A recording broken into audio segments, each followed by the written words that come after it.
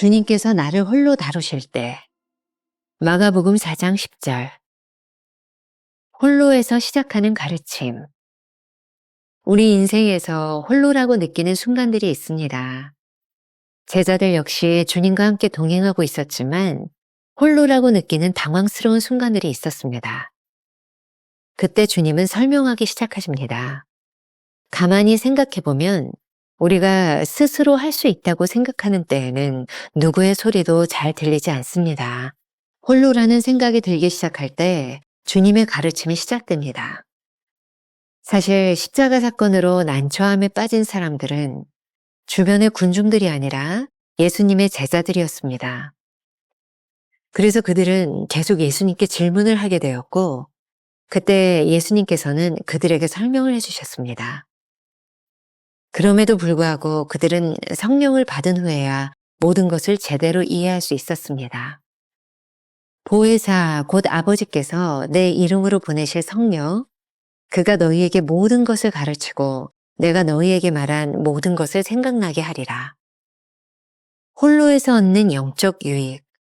지금 당신은 주님과 홀로 있습니까? 아니면 쓸데없는 생각들과 주를 섬기는 데 방해되는 복잡한 친구 관계, 외모에 대한 자질구레한 생각에 집착하고 있습니까? 우리의 머릿속에서 이러한 모든 시끄러운 질문이 잠잠해지고 오직 주님과만 단둘이 있을 때까지 주님은 아무것도 설명할 수 없으십니다.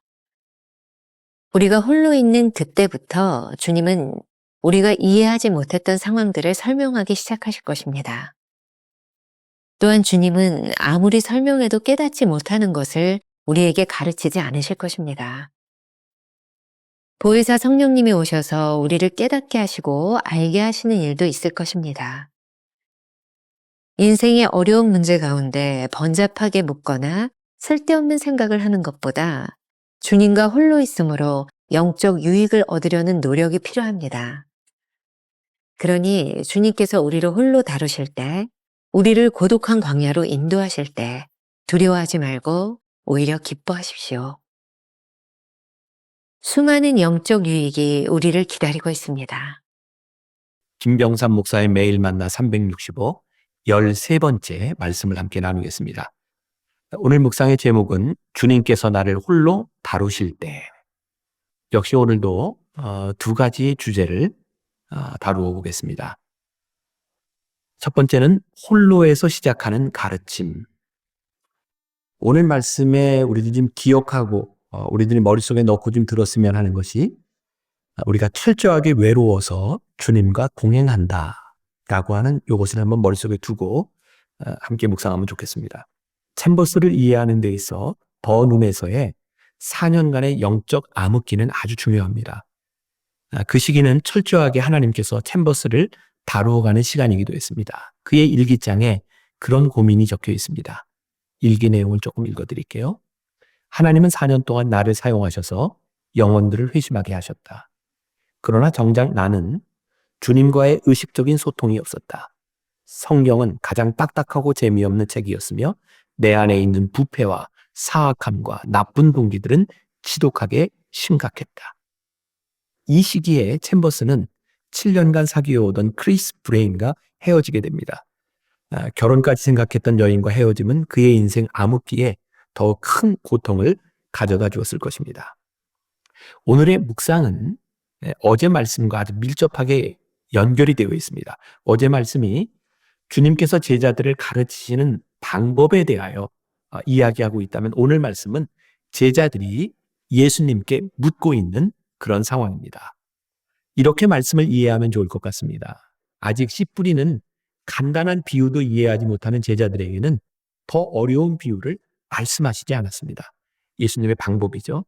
그렇듯이 우리 인생에도 아직 이해하지 못하는 혼돈의 시간들이 있습니다.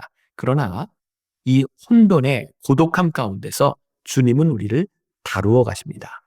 챔버스의 믿음의 깊이는 이 혼돈 속에서 깊어집니다. 마치 챔버스가 영적 여정을 걸어가는 것처럼 말입니다. 우리 인생에서 홀로라고 느끼는 순간들이 있습니다. 제자들 역시 주님과 함께 동행하고 있었지만 홀로라고 느끼는 당황스러운 순간들이 있었습니다. 그때 주님은 설명하기 시작합니다.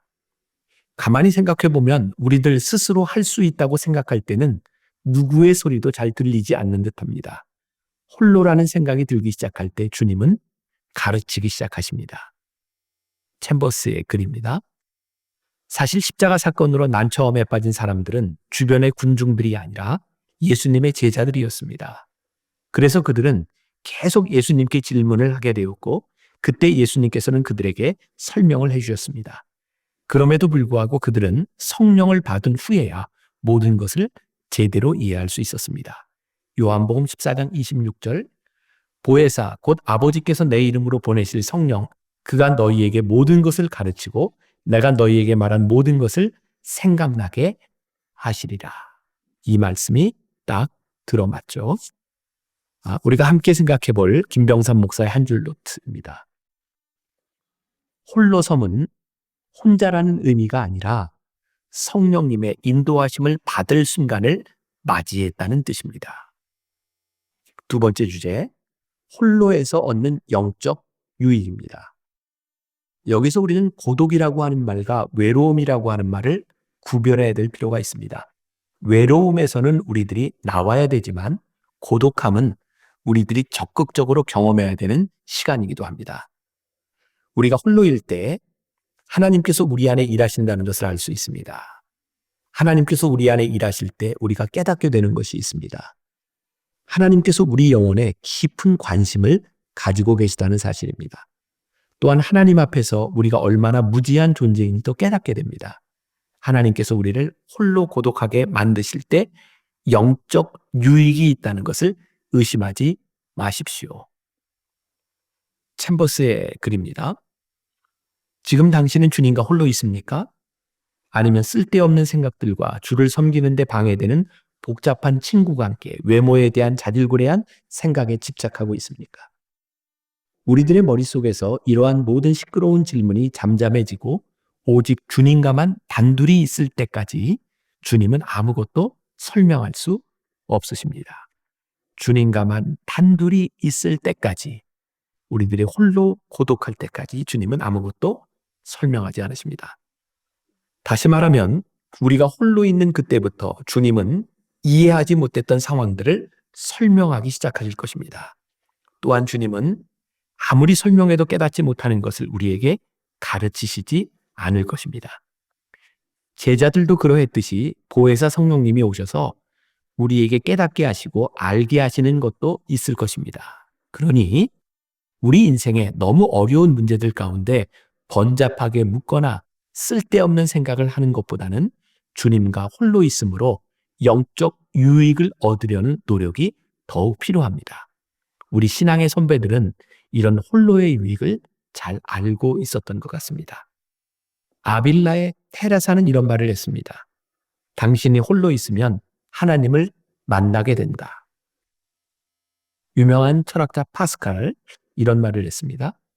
인간이 불행한 단 한 가지 이유는 그가 조용히 자신의 방에서 지내는 법을 모르기 때문이다. 헨리 나우에는 광야의 영성을 이렇게 이야기합니다. 한마디로 하나님과 함께 그리고 그분하고만 혼자 있을 수 있는 시간과 장소를 따로 마련하는 것, 그것이 광야의 영성이다. 이진희 목사라는 분이 광야를 살다라는 책을 썼는데 거기에 이런 구절이 있습니다. 하나님을 만나기 위해, 하나님의 음성을 듣기 위해, 기도하기 위해 광야로 갈 필요는 없다. 일상적인 삶 속에 광야를 만들면 된다. 우리는 홀로 있는 시간에 하나님을 만나고 하나님의 임재를 체험하고 하나님의 세미한 음성을 들을 수 있다. 하나님 앞에 홀로 있을 때 우리 자신을 돌아보게 되고 하나님을 바라보게 되며 하나님의 음성에 귀를 기울이게 된다.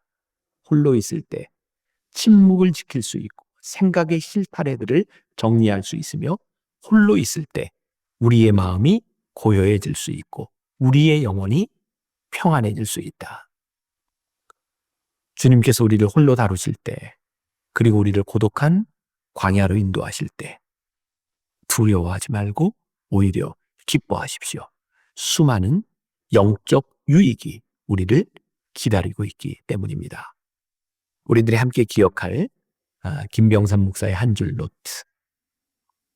홀로 있는 시간이 우리 주님이 일하시기 가장 좋은 때입니다. 오늘 하루 이런 묵상 질문으로 하루를 지내면 좋을 것 같습니다. 여러분들에게 묻습니다. 우리는 진정 고독함의 유익을 믿고 있습니까? 짧은 기도로 묵상을 마무리합니다.